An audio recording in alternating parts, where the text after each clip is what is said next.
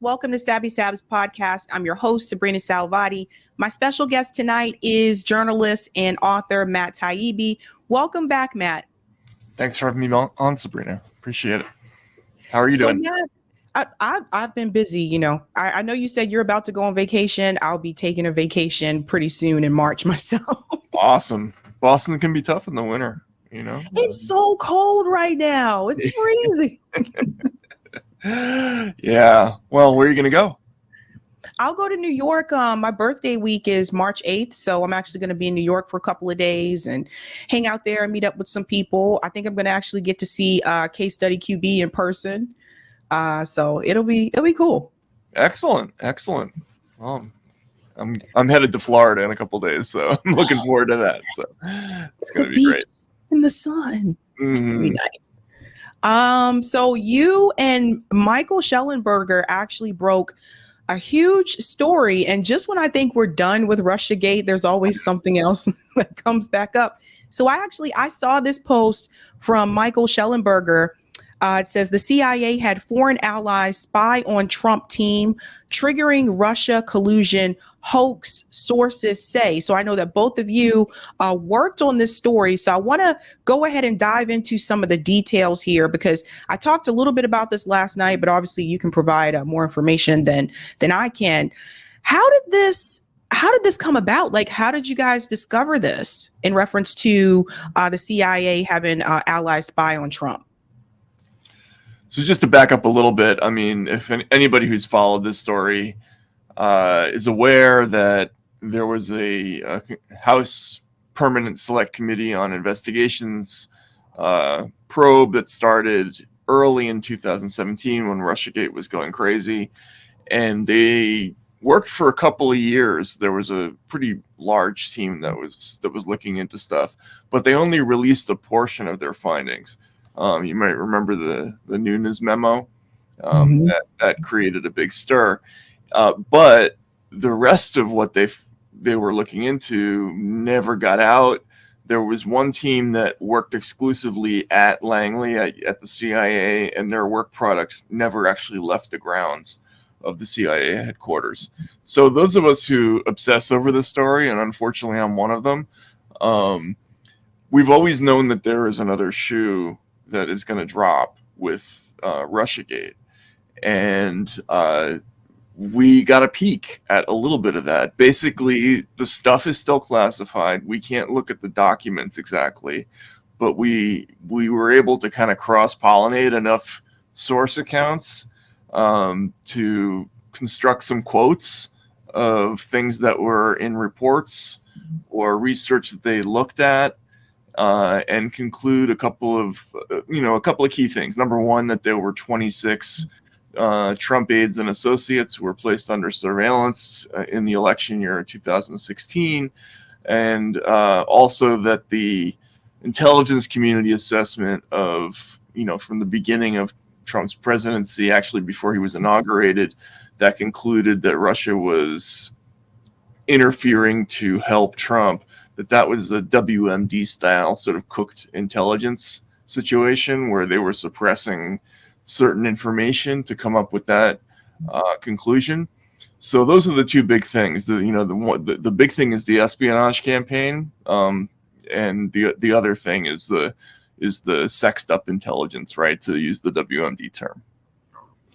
What's really interesting to me is it almost seems like if they actually felt that Hillary Clinton was a strong candidate, because remember, Barack Obama supported Hillary's campaign.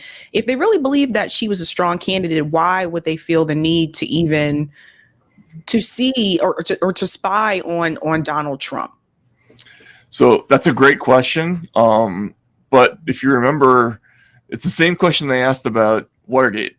Richard Nixon was so far ahead of McGovern that was one of the reasons why the Washington Post editors almost didn't run that story. You remember there's actually a scene in All the President's Men where Jason Robard says, "Why would Nixon do it? I don't believe the story." And in that case, it had to do with personality quirks involving Nixon and some other factors that only came out later. Also, they were, they ended up winning by a lot, but that was in part because they ended up running against a candidate who maybe polled worse than somebody like Ed Muskie might have. In this case, I'm coming around to the theory that they just abuse these tools a lot in general, and Trump was somebody who was a good candidate for misuse of the 702 FISA program because he was politically inexperienced, and he had a team that had a lot of people who were located overseas. So it's very easy. I mean, this is the key conclusion of this whole thing, is that it's incredibly easy to do this. In Nixon's day, they actually had to break into a hotel to bug the DNC. With this stuff, all you got to do is kind of pick up the phone. You don't even have to do that. You can just sort of text somebody and say, "Hey, can you do me a favor and put this person, tell me what you got on this person," and that's all it takes. On the front end, the request is that easy, and on the back end, in terms of unmasking the results of that kind of digital surveillance, it's a lot easier than I thought. Like there was once a procedure that required you to go through and lay out what the national security reason was for unmasking somebody. Now you can just kind of send an email and say, "Yeah, I'm just curious to see who this is because I got to finish this report," and they'll do it. They'll unmask the person, and you can even do it in your boss's name, and they'll send you the results. So that's part of the story, for sure. What's this deal about the 10-inch binder? Because I saw yourself and Michael Schellenberger on Fox News. There was a little bit about that there's a binder floating out there somewhere, which could possibly be at Mar-a-Lago. What is it believed to be in that binder that's so significant? So this is a little bit of a confusing part of the story.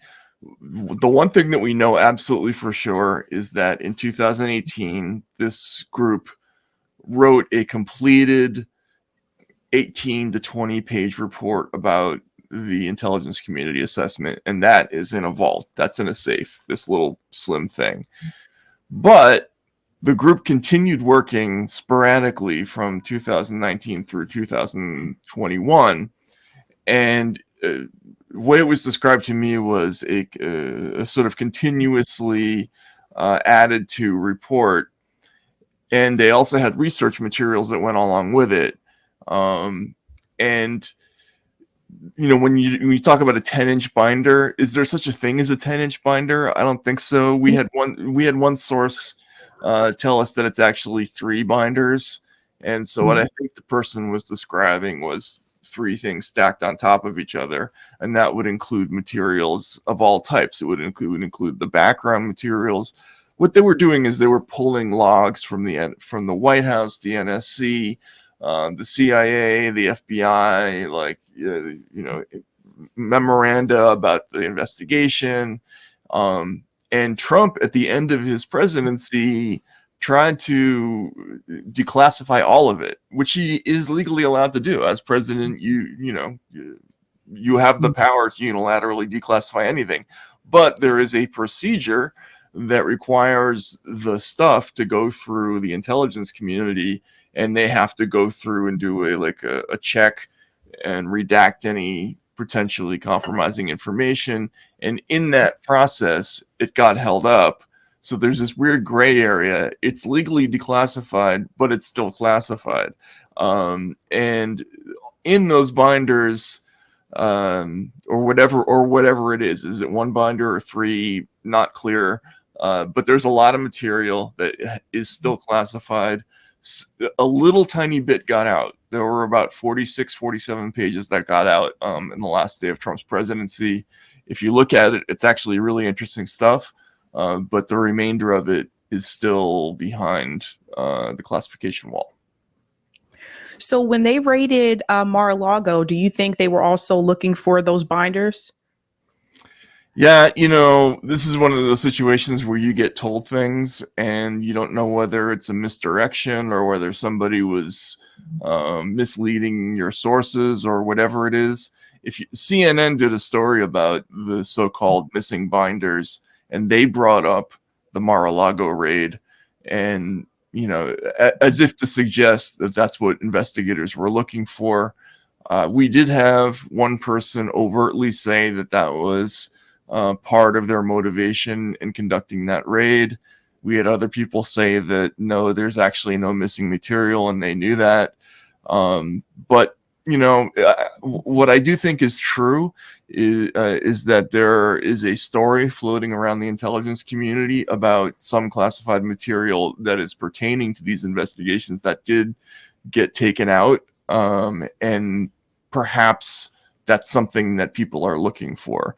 There are a couple of people who've been named as suspects. One of them was named publicly. Mark Meadows was named in the CNN report, but he denied it. We heard another name that we didn't put out there, but it's not Mark Meadows, but they haven't found it. Do you think? I'm just curious. Is this legal? Is it legal for the CIA or for Intel to spy on someone like during their team like during the campaign? Absolutely not. No, of course not. I mean, there would have to be some kind of actual predicate for this to be anywhere in the ballpark of legal, and that's been the whole rub with this story from the very beginning. And this is where if you don't mind, I'd like to tell a bit of the personal side of this, which is I was never a fan of Donald Trump's, but the story never made sense to me.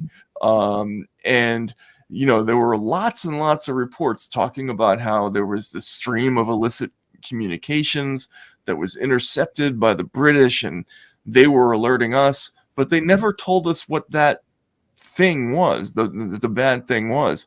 The CIA director Brennan testified that he saw intelligence so concerning that he had to alert the FBI, which in turn started an investigation, but they never told us what the concerning thing was.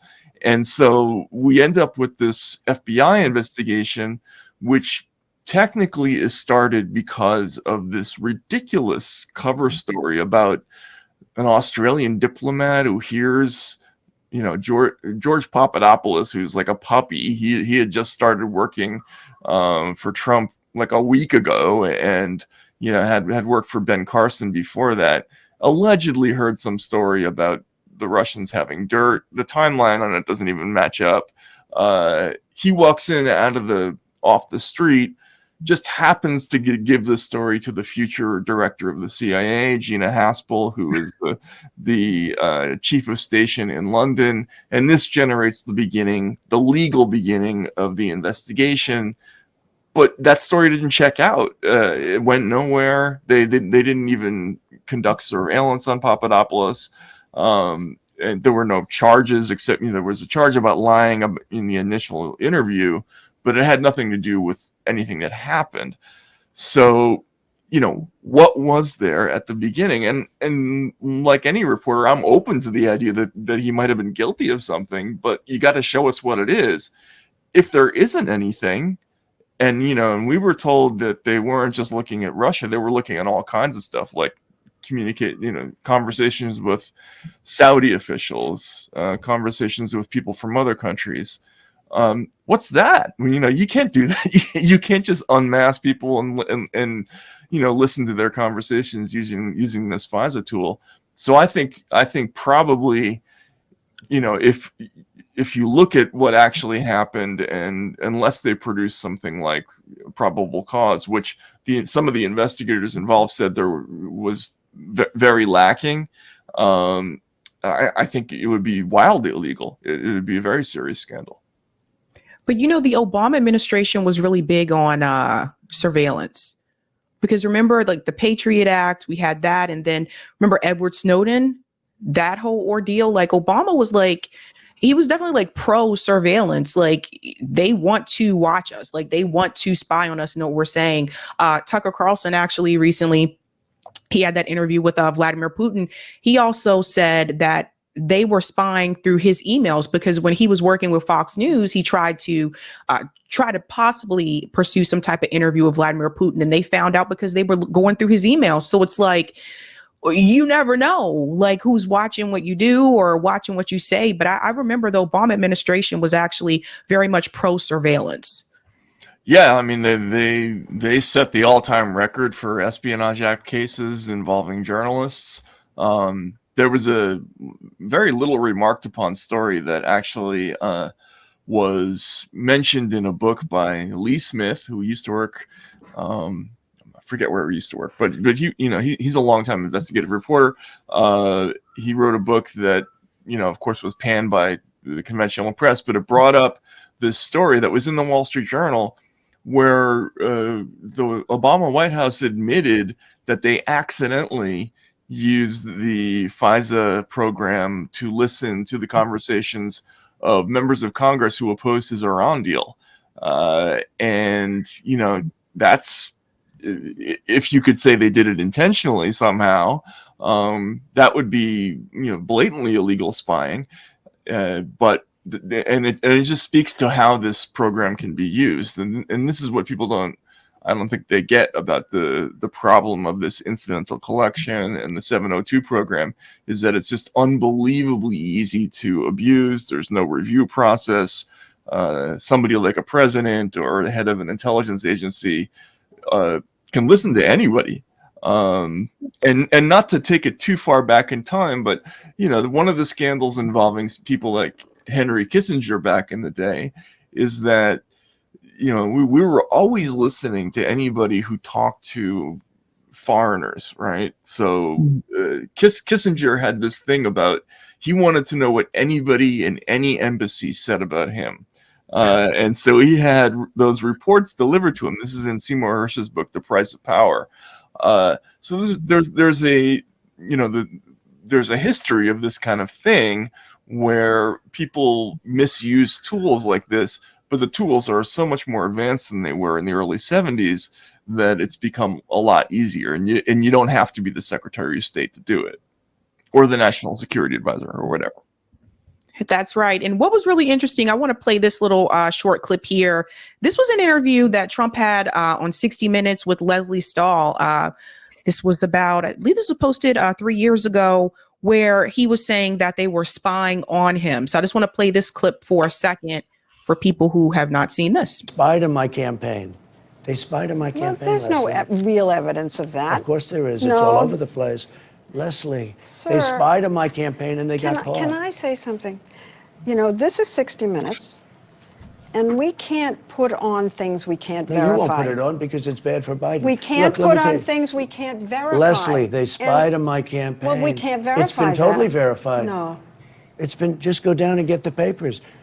They spied on my campaign, they got caught. No. And then they went much further than that, and they got caught.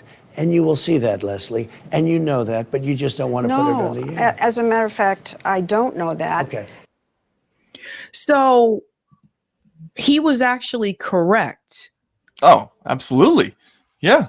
No, and as I put in my site this morning, there was a report by Michael Horowitz, who was the Inspector General of the Department of Justice, who wrote a very long report about the origins of this whole investigation. And I pointed out that he used the term CHS, which is confidential human source, essentially informant, right? Over 1,000 times in that report. And he described how they used intrusive techniques. They were recording conversations. They were, having confidential human sources talk to people in the Trump campaign. This is public record. It's all over the place. I mean, it's in testimony. It's in declassified FBI documents. CBS clearly made a decision to ignore all of that. But you can't argue that it happened. You can argue, well, was it justified or not? And I think, the interesting thing about that interview is that they both kind of faltered. Trump should have just turned around and said, the IG of the Justice Department did conclude this is absolutely true. And she should have said, but, it was a justified investigation, then they could have had a debate. But instead, they just did that. Right. But the thing about that is, too, with mainstream media, not just Leslie Stahl, but with mainstream media, they are less likely to come back and retract their statement. Like till this day, like Rachel Maddow hasn't retracted all of the segments that she had fear mongering people about Russiagate. In fact, she got a raise. They gave her an increase in her salary of $30,000 per episode, which is insane. Like you lied to people for years. You lied to people for years, and there's no punishment for that. Instead, you get promoted. Yeah, and I don't know what to tell you about that except that things have changed. I mean, I'm getting to be kind of old in this business. I'm, about to turn 54, and when I came up, it was standard for journalists to be terrified before they did a story, because the big fear was you were going to make a mistake and that was going to end your career, right? Like if you got something wrong on a big enough scale, you were done. Like then, you wouldn't be hired again. And sometimes they would allow you to make a retraction, and if you really, really worked hard, you could work your way back into having a job. Nowadays, they just pretend it didn't happen. I mean, and there isn't that sensation that these figures are worried about getting things wrong either. I mean, to take another example, I won't name the reporter because, I don't want to be difficult about it. But, Mother Jones wrote a story that was based on the Seal dossier at the end of October in 2016. The story is completely wrong, right? Like, on every level, it's been absolutely eviscerated by things like the Horowitz report. And yet, not only is there no embarrassment or no retraction, but that very reporter, went after Jeff Girth of the Columbia Journalism Review when he criticized this kind of coverage. It's a new kind of media, which is it's a performance thing. They're trying to corral an audience, and this idea of, well, we're going to tell the truth even if it cuts Donald Trump's way, and even if I don't like Donald Trump, you don't have that anymore. It's just not part of our culture, which is, I guess, a bad thing. I mean, maybe I'm just getting old and I don't see it, but it seems to me that it's bad. I don't know. What do you think? Or I feel like when people do try to tell the truth, they're pushed out. And I say pushed out because they'll announce that I've decided to resign from such and such, when we know a lot of times there was that push. For example, with Mehdi Hassan. So first they won't say the word demoted, but they demoted Mehdi Hassan when they canceled his show, and they decided to put him on a different show with another host. And so that technically, in the media business, guys, that was a demotion. And I think a lot of that had to do with the coverage that he had in reference to Israel and Gaza, right? So that's when that happened. Or just his name and face. I mean, frankly, yeah. I mean, they did it to Ali Velshi too, right? And I forget who the third reporter was, but yeah. Mm-hmm. Then the next thing you know, Mehdi Hassan makes an announcement that he has decided to leave MSNBC. I mean, think about all the people, Mehdi Hassan, Don Lemon, Tucker Carlson. I could be forgetting some people in between there, but that's been within like the past year or so. I mean, it's pretty interesting. Now, some people can move on, pick up the pieces and move on. I would say Tucker Carlson is probably more successful and more popular now that he started his own network. I mean, he did get the interview with Vladimir Putin that he wouldn't have been able to get with Fox News when he was still working there. Don't know what Mehdi Hassan is going to do. Don Lemon is, I think he announced that he's going to start posting news on X, just like Tucker Carlson does now too. So I think journalism has changed in a sense that more people are craving some type of independent media. And I think you see that with the ratings from CNN and MSNBC. Fox News still has higher ratings than those two networks, but I think people want something different. And you see that with the TikTok style journalism, which has really taken off, where people just want that 2.5 minute sound bite of the news. Just give it to me really quickly and I'll be done. But I think traditional media has kind of gone down the drain. Yeah, absolutely. Right. I mean, the old school news was, we're going to do a broadcast that's, even keeled, it's distant and detached. We're not on anybody's side. The whole family's gonna be able to watch it. No, now we're creating a product that is designed to be consumed by one demographic, and you're trying to rile them up. That's the whole idea, is to get the audience emotionally involved, and they're very good at that, right? I mean, once Fox was the only channel that really did it, and they did it very well with people like Bill O'Reilly. Now everybody does it. Rachel is sort of the current master of that whole thing. Tucker was good at it, but Tucker's become a really interesting figure, I think, in media. If you watch his broadcast closely, he has stuff that you wouldn't even see on he did a whole expose on hedge funds once that came out of the blue and their impact on small town America. And you would never see that even on CNN or MSNBC. So you cannot be unpredictable unless you are in independent media now, where there's a bigger audience and there's more money, believe it or not, which I would never have thought possible in my life. Journalism was never a business where you could make money. It now is. It's hard, but the money is disappearing from conventional media for sure. Do you think honestly, Matt, if it were you, if you had the opportunity to interview Vladimir Putin, let's just say an article interview, would you do it, or would you be afraid to do so? Oh, I would do it. I would interview anybody.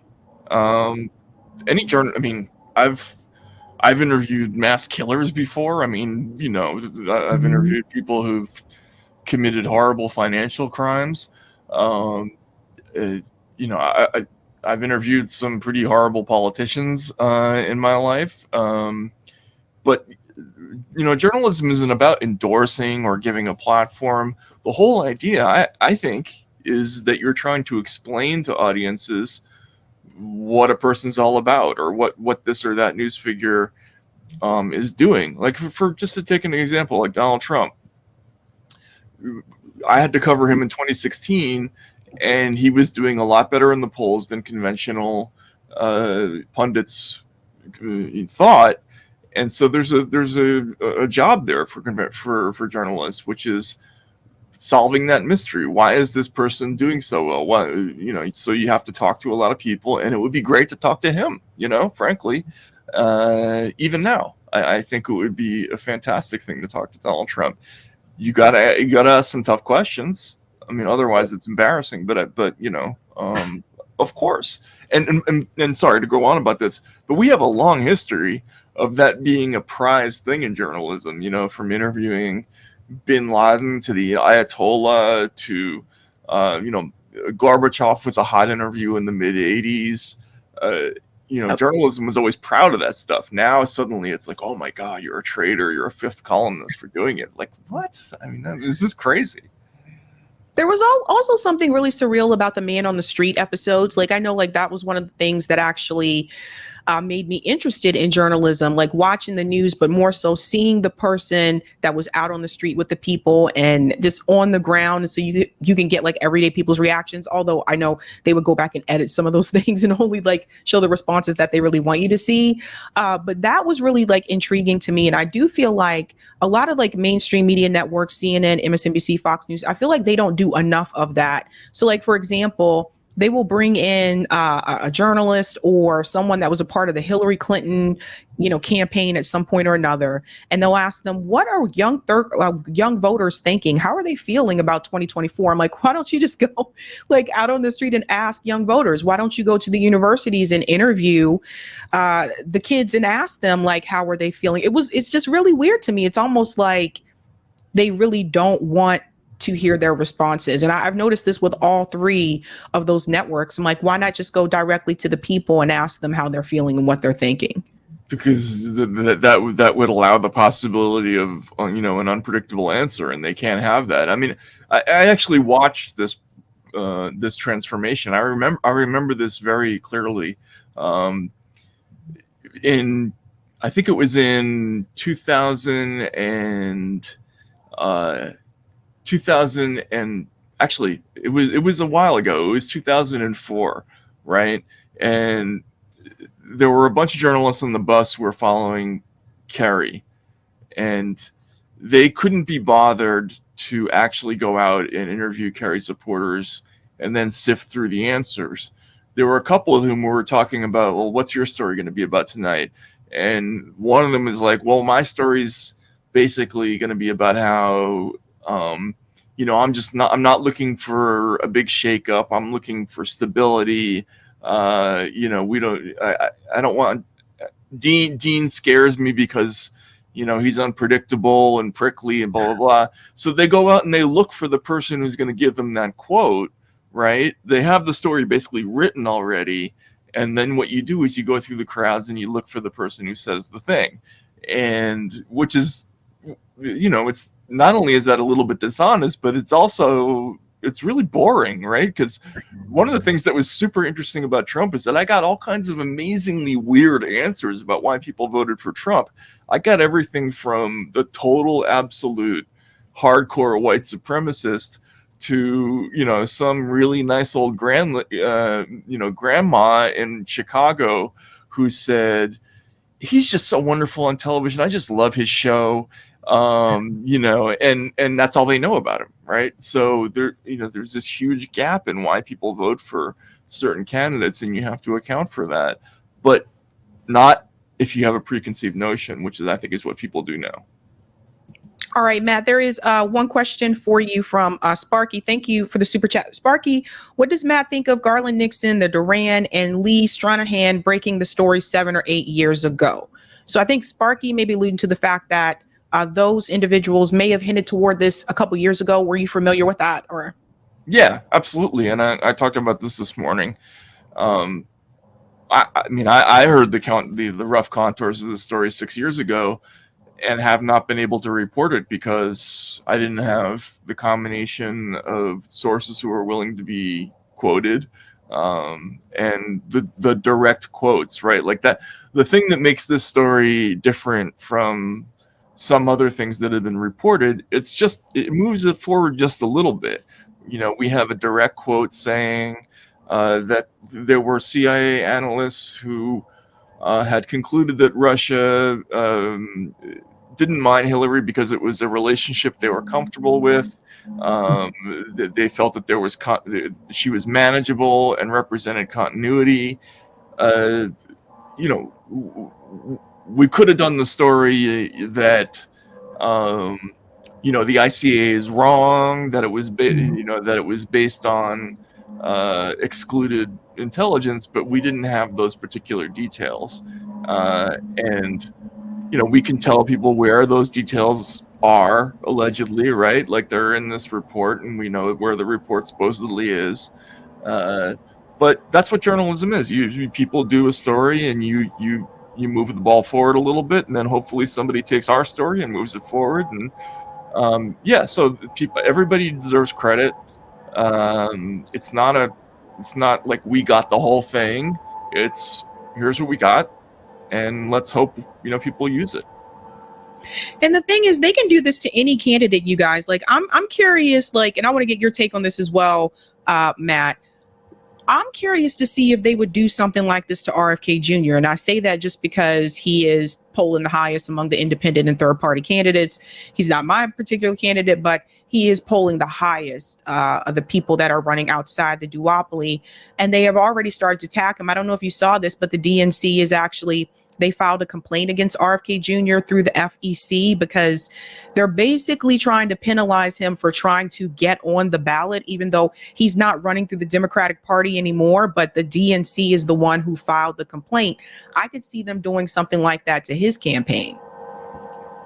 Yeah, absolutely. I wrote an article about this and I interviewed, I talked to the people from No Labels, which is another third party that's trying to get on the ballot. And they're facing, it's funny, there was a story about a month ago talking about how Mark Elias, who's Hillary's lawyer, had been hired and the expectation that technical challenges would be filed against third-party candidates, but they didn't really specify what the technical challenges were. They just knew that there were going to be some, right? So yes, there's going to be lots of lawsuits. They're going to do the same thing they did to Ralph Nader. It's going to be death by 1,000 cuts. I talked to Nader's campaign manager, and she told me, just a horrific story about what they had to go through. So they're definitely going to go through that. Now, if he actually gets on the ballot and he has enough money to do it, which is interesting, then absolutely I would expect this kind of thing to happen. If they're going to use FISA to try to leak news about Tucker Carlson doing an interview with Putin, which they apparently did, if they're going to do it to listen to people who are waffling on the Iran deal, or if they're going to do it to Trump, why wouldn't they do it to everybody else? See, I think ultimately this story is going to be that they just do this a lot, the same way they use national security letters a lot, and misuse a lot of the other war on terror tools. We've only scratched the surface of how bad it is, I think. Yeah, and I'm wondering about this too. Like, what do you think is going to happen for 2024 in reference to the candidates running outside the duopoly? So, for example, in Michigan, Joe Biden is losing. That's one of the states that he actually needs to win in order to win re-election. But he's losing to Donald Trump. And then RFK Jr. is like in third place. And then Cornel West and Jill Stein are also taking a certain percentage in Michigan. And that's one of the states that has like the largest Arab populations in the country. It seems to me, I know it's still early, but I'm trying to imagine what are they going to try to do in Michigan, because they know that Joe Biden has to win that state. And then I saw something else earlier today. It appears that in Arizona, Kyrsten Sinema's seat, she's losing in that race. And she's also an independent now too, but she's losing, and she's losing to Carrie Lake, who is a Republican, and she's winning pretty big right now against the Democrat. There's a gentleman running as a Democrat. But anyway, Kyrsten Sinema is losing, and the Democrat is also losing. And that makes me wonder about Arizona. Remember, Biden won Arizona in 2020. But there's a lot of independent voters that he was able to pick up in that state. And that makes me wonder, is this some type of hint towards what's going to happen for the presidential election in 2024 in reference to Arizona? So I wonder what the DNC is going to try to do in reference to those particular states, Arizona and Michigan. Yeah, I mean, look, the Democratic Party has a history. Arizona was one of the states that they managed to keep Nader off the ballot in, through a pretty sneaky method, by the way. They found out that one of the people gathering signatures for Nader was a felon, and so they petitioned to keep him off the ballot, and won. But apart from excluding people from being on the ballot, what can they do? This is embarrassing to admit, but I never did election fraud stories ever. I always rejected them when people brought them to me, and that's happened on both sides. If you remember, there were controversies in 2004 and 2008. Well, actually, 2000 and 2004 about Bush.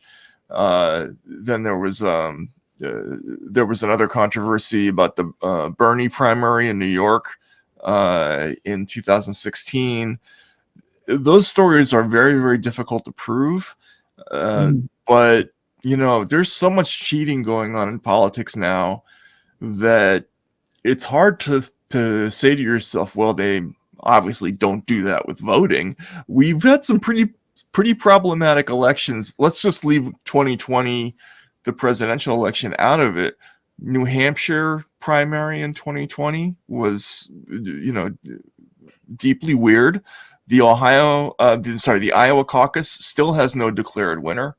And I was there for that, and I had been to many Iowa caucuses. It's the easiest thing in the world to tabulate a caucus result, and the fact that they don't have a result there is absolutely baffling.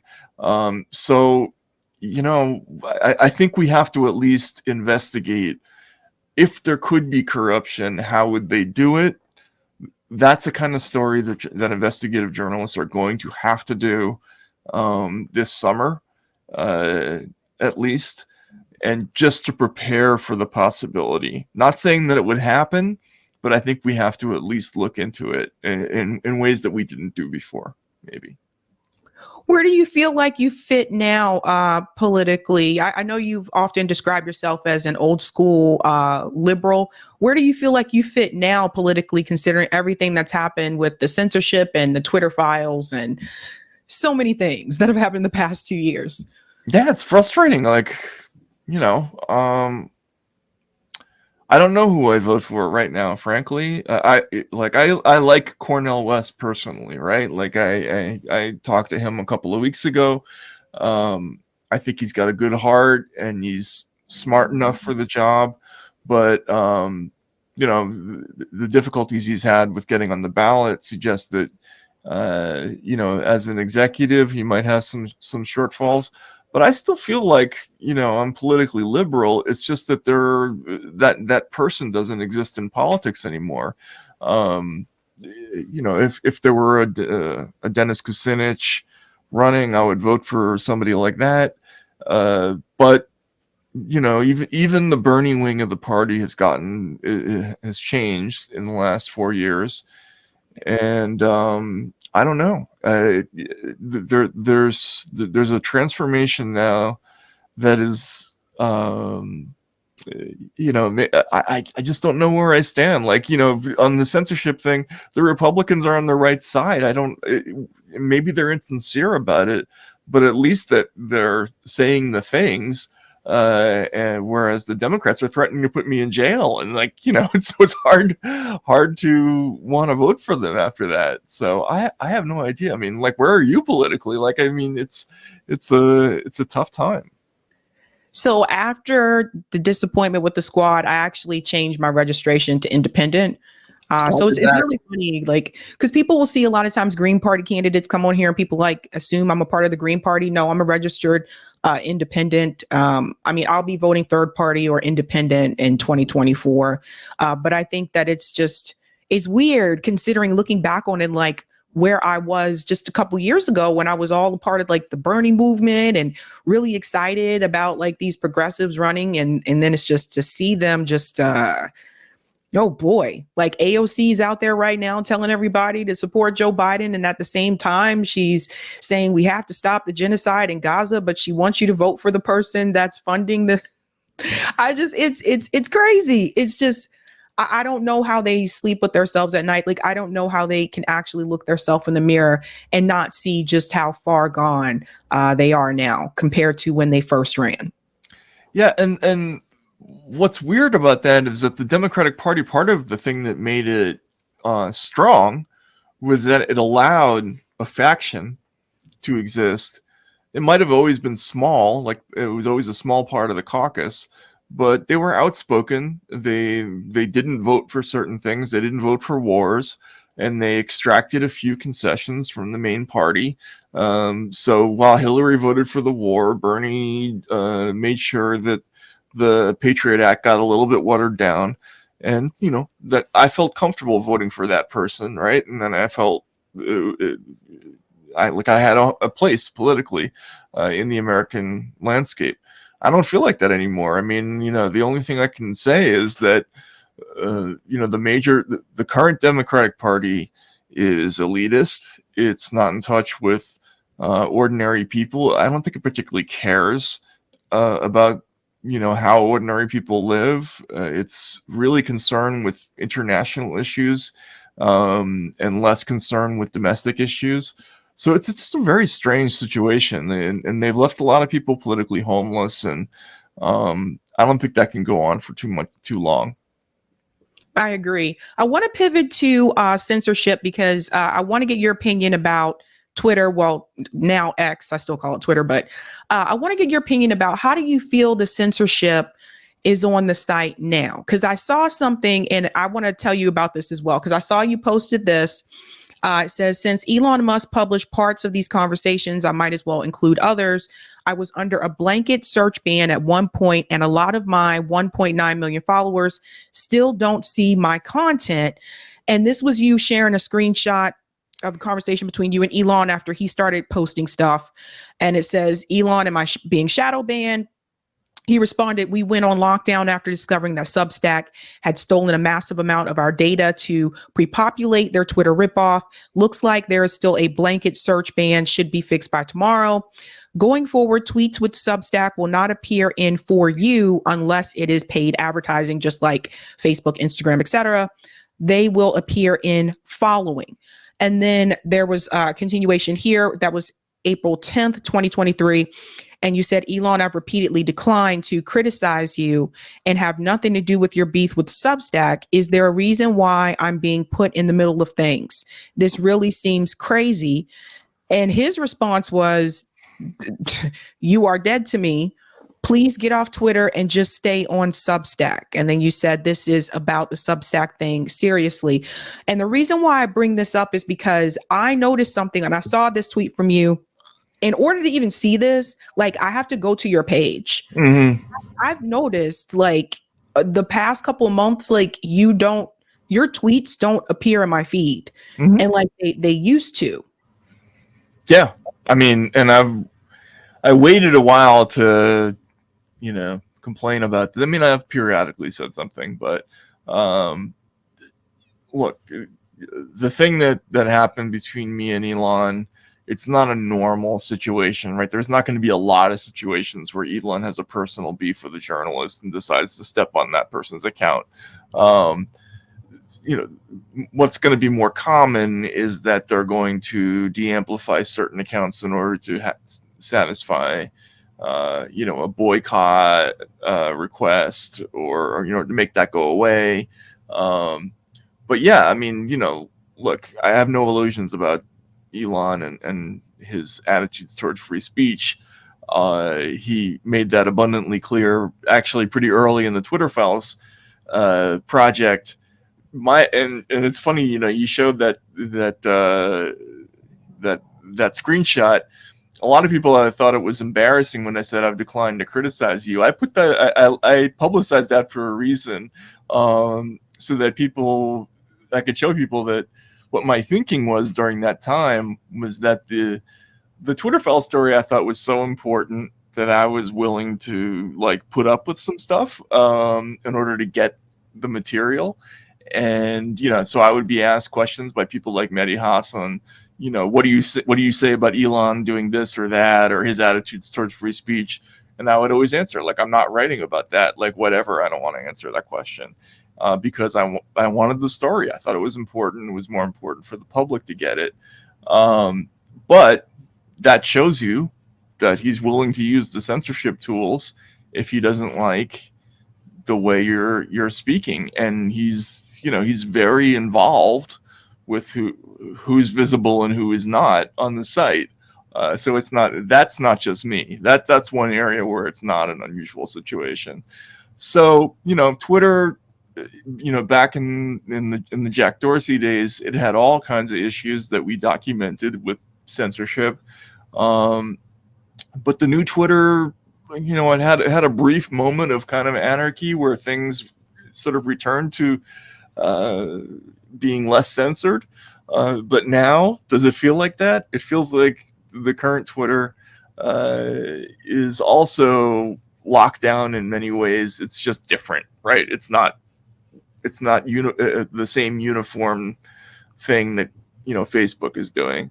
So there's always going to be problems with owners. That's the only thing I can say. I mean, at the end of doing the Twitter Files project, I can that's the one conclusion I can come to with these platforms, is that the temptation to censor is just very great. There you go. And someone was censored earlier today. A lot of you guys know this gentleman here, the Gray Zone's Clarenberg, has been suspended on Elon Musk's Primo Radical said free speech platform. And I did check Kit's account. Same thing happened for me. So journalists. And what's really weird, too, another thing that I've noticed is that some journalists, or who Elon considers to be journalists on that platform, are heavily promoted. For example, Mario Nothal, heavily promoted. There's certain ones, and I'm like, The Krasensteins for some reason. I had a little tiff with Mario because he posted something about a local story here in Boston, and it was not correct. And so I asked him, can you provide the source of this, your link, the article? There's no articles that say this in Boston. And he said, well, I just pulled it from CNBC. Great. Where's the link to that article? Or where's the link to the video of CNBC saying that? And he's like, you're welcome to report this if you want. I said, actually, I will. And I'll be interviewing people here in Boston tonight who actually went through that story. Wow. So that was the thing. Like, I'm like, dude, like, you're posting things that are not true. And like, you're cherry picking things from are supposed to be articles, and you're leaving out important information just so Elon will boost you up in the algorithm. And so when it came to the local story, I knew what he was saying wasn't true because I live here. And it just so happened that night, I actually did have residents from Boston that were coming onto the show to talk about what happened in Roxbury. So it was just very weird. I'm like, where did all these people come from? And these people aren't journalists. Like, you're actually a journalist. I don't even consider myself a journalist, but you are an actual journalist. What was that story about? I mean, it was a story about Governor Abbott has been sending migrants to the sanctuary cities. Mm-hmm. So we've received a lot here in Boston, but for a while they have been able to deal with it.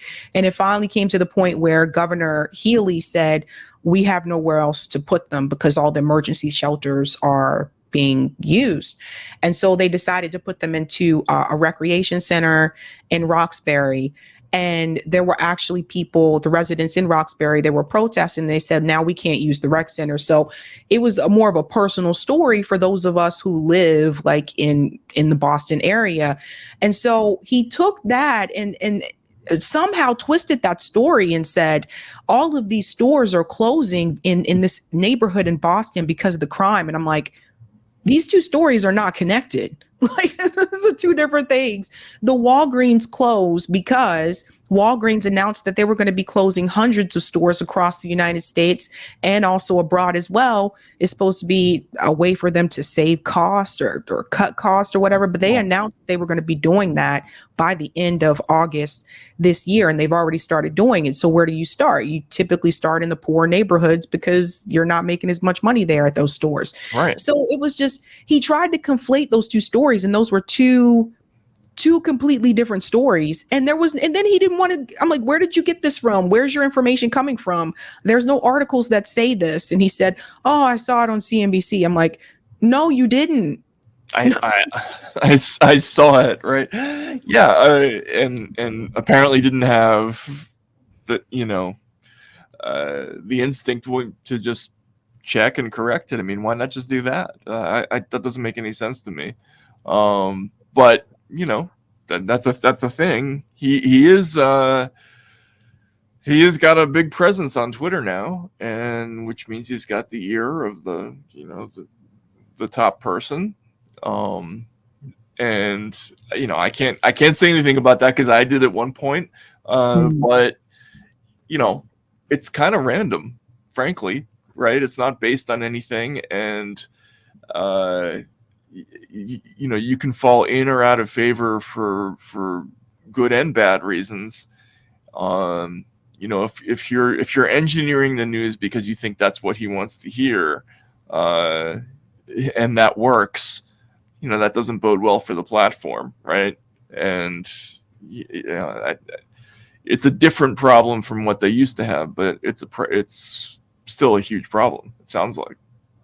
Yeah, and how do you feel about Elon Musk deciding to, he went to Israel, right? He went to, I think it was Auschwitz he went to as well, with Ben Shapiro, and so now it's obvious he's been pressured by AIPAC to censor Palestinian voices, once again on Twitter.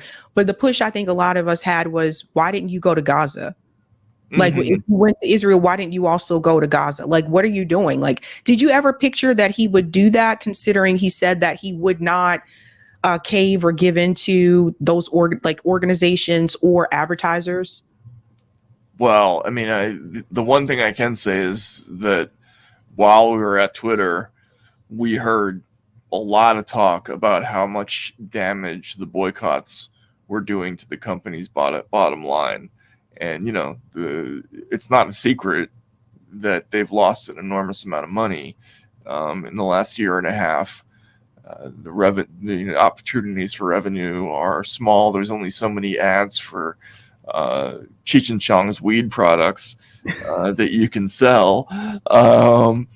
And, you know, if you don't have all the different, you know, organizations that are going to, you know, the Better Business Bureau, and if the ADL and the CCDH, if they're getting on your case about something, if Europe is telling you they're going to give you a prohibitive fine for not submitting to the Digital Services Act, you know, it doesn't matter how much you talked before you brought the company about things you're not going to do. Once you're faced with losing 15, 20, $25 billion, even somebody with as much money as him, you know, you're going to find that their behavior is probably going to change. So that doesn't surprise me. I mean, you know, look, they got hammered by the Center for Controlling Digital Hate. You know, to be fair, the CCDH did some dishonest things, look like, in their criticism of Elon. But in response to that, you know, are you going to fly around the world and put on a dog and pony show about what your beliefs are? Just tell everybody to go screw and run the company, right? I mean, like, you know, if they boycott you, they boycott you. If you got a good product, they're eventually going to need you. And I just don't understand that kind of behavior, honestly. But then again, I don't run a $50 billion company, so who knows? But from a speech perspective, it's infuriating. I hear you.